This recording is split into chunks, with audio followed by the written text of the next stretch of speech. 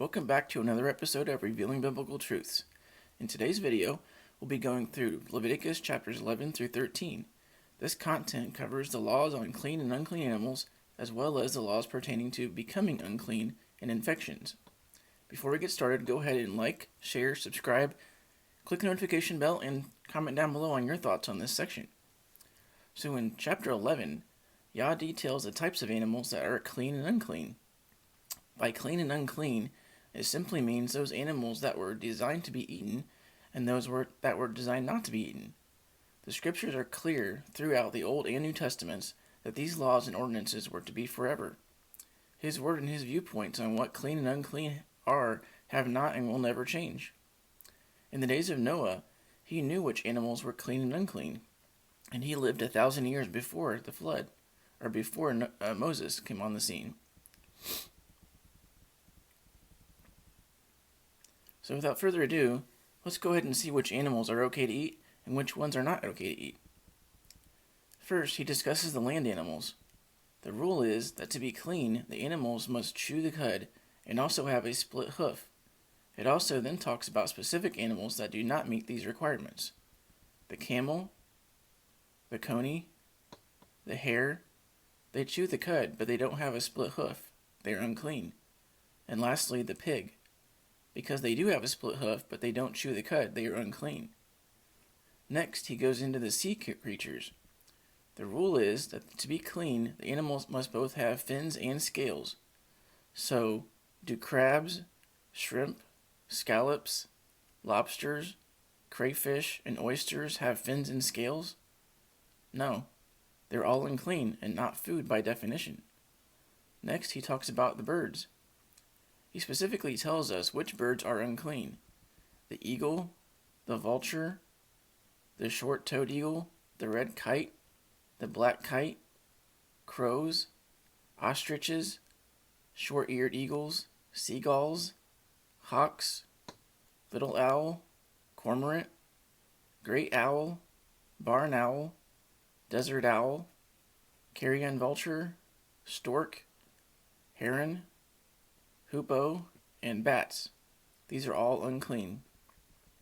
Next, it goes over the winged insects that have 4 legs. All of them are unclean, except for the ones that have jointed legs and are able to jump, like grasshoppers, locusts, and crickets. Those are clean. If you touch a dead one, you're considered unclean and you need to wash your garments. He also says that any animal that has paws is unclean. This would be cats, dogs, bears, etc. After this, he goes into specific details about animals that wouldn't fall under these categories and tells us which animals are unclean. The weasel, the mouse, the thorn-tailed lizard, the gecko, the crocodile, the lizard, and the chameleon, all of these are unclean. It then goes into more details about laws regarding uncleanness. Obviously, if you touch a dead one, you're unclean. But also, any object that touches a dead one needs to be washed and is unclean until evening. In addition to this, regarding the animals that are clean, if you touch a dead one, you are unclean and must wash too. Next, it discusses other animals that are unclean. Any animal that is a swarmer and goes on its belly, or that crawls upon on 4 legs or more, is unclean. Animals that fall under this category would be snakes and spiders. And that concludes Chapter 11. You may be asking, why would Yah name specific animals and say that certain kinds of animals are unclean? We need to understand 2 principles here. Firstly, we need to trust that whatever Yah says is the truth, and he knows better than us and what is good to put into our bodies.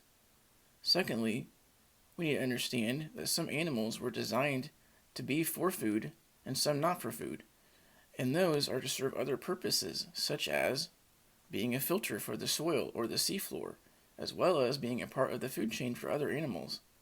Scientifically, these laws also ring true.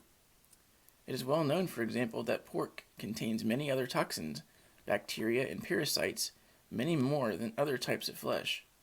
It's just plain unhealthy for us. And Yah knew what he was doing when he told us these laws. In chapter 12, Yah tells Moshe about the laws concerning childbirth. When a woman gives birth to a male child, she is unclean for 7 days due to their menstrual bleeding, and on the 8th day the male child is to be circumcised. Then for 33 more days, a total of 40, her blood is going through a cleansing process. She cannot come into the sanctuary or touch any holy object until her 40 days are up. If the woman gives birth to a female child, she is unclean for 14 days, and then her cleansing time is another 66 days, totaling 80. Following the cleansing period, the woman would bring an offering to the priest for a sin offering. And since we don't have a Levitical priest right now, and the fact that Yahusha became our sin offering, this law does not currently apply. However, the cleansing times do apply. In chapter 13, it talks about the situation where someone has an infectious lesion on their skin. They are to be brought before Aaron and his sons to be inspected. If the hair is white and the lesion goes deeper than the skin, it is deemed infectious and he is unclean. If neither of those are true, then the person is simply kept in quarantine for 7 days to heal. After the 7 days, the person is inspected again. If nothing changed, the quarantine is another 7 days. And after he is inspected again, if the lesion is faded, he is declared clean.